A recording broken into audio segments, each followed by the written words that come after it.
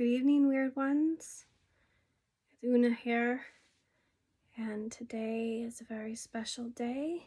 November 1st is the start of the month of the Puca in Irish traditions, and tonight is Puca night. What is a Puca, you may be asking yourself?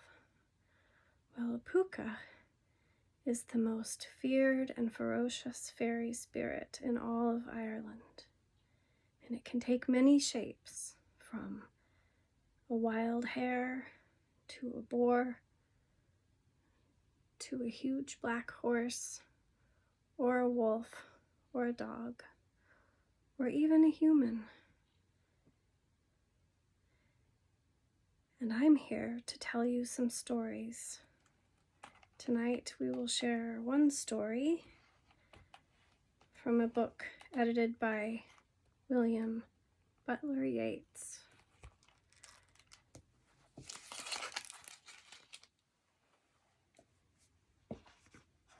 And I will be sharing more stories on other nights of Puca month,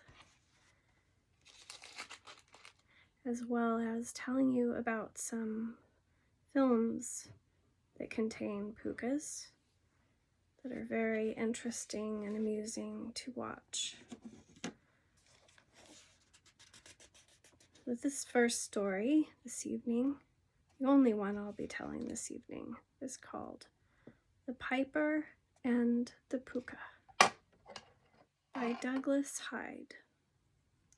Please allow me to put my spectacles on first. This story was originally translated from the Irish language. It doesn't give the year for the story, but it is decidedly old, as this book is decidedly old. You can see here the fantastic cover.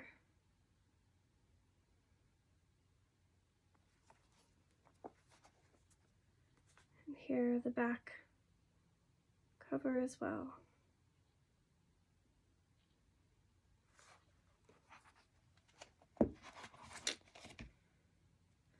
The Piper and the Puca by Douglas Hyde.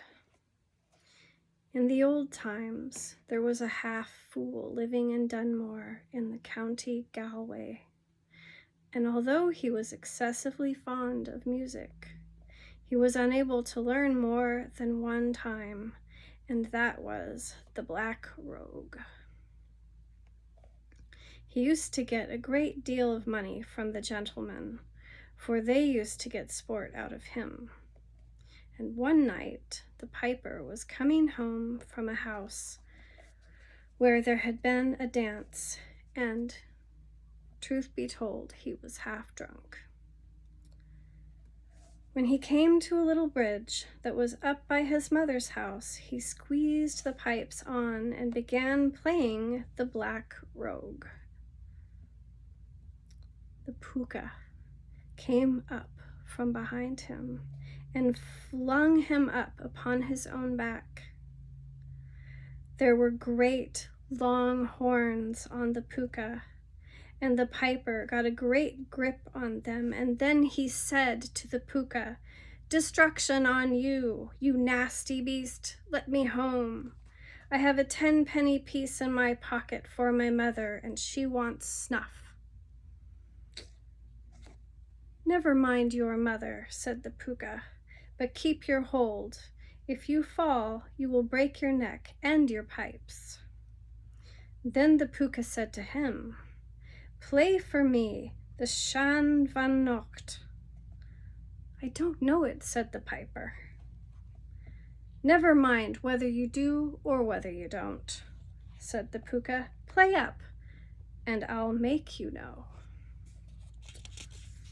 So the piper picked up his pipes and put wind in his bag, and he played such music as to make himself wonder many wonders. "Upon my word, you are a fine music master," said the piper then. "But tell me where you're for bringing me." There's a great feast in the house of the Banshee on the top of Crogpatrick tonight, said the Puca, and I'm for bringing you there to play music, and take my word, you shall get the price for your troubles. By my word, you'll save me a journey then, said the piper, for Father William put a journey to Crogpatrick on me, because I stole the white gander from him last Martinmas.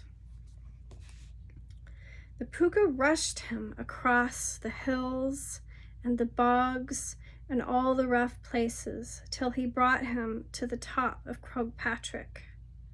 Then the Puca struck 3 blows with his foot, and a great door opened, and they passed in together into a fine, fine room.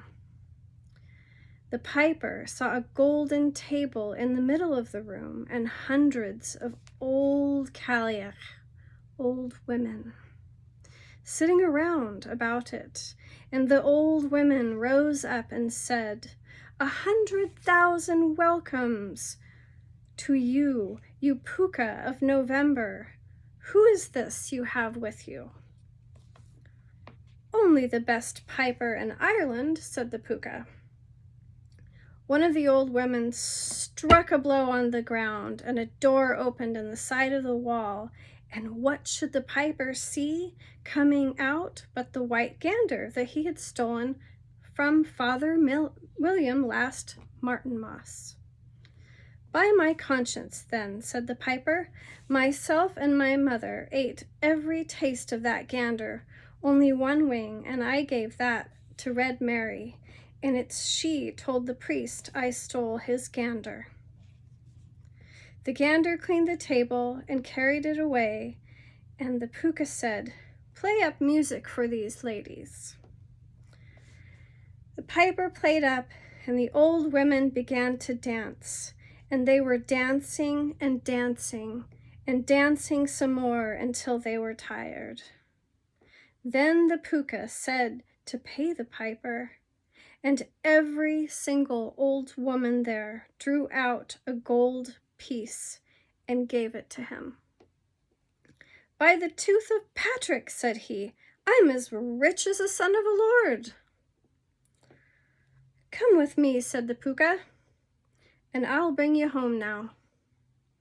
They went out then, and just as he was going to ride on the Puca, the gander came up to him and gave him a new set of shiny pipes to play.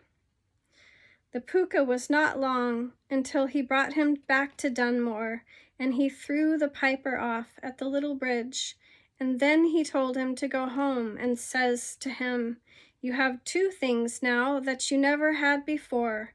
You have sense and you have music. The piper went home and he knocked at his mother's door, saying, let me in, mother. I'm as rich as a lord, and I'm the best piper in Ireland now. You're drunk, said his mother. No, indeed, said the piper. I haven't drunk a drop tonight. The mother let him in, and he gave her the gold pieces and said, wait now, said he, till you hear the music I play. He buckled on his pipes, but instead of music there came a sound as if all the geese and ganders in Ireland were screeching together at top volumes. He wakened all his neighbors, and they were all mocking him, until he put on the old pipes, and then he played melodious music for them. And after that he told him all he had gone through that night. And then the next morning, when his mother went out to look at the gold pieces, there was nothing there but damp leaves from plants. The piper went to the priest and told him his story, but the priest would not believe a word from him until he put the pipes on him, and then the screeching of the ganders and the geese of all the lands began.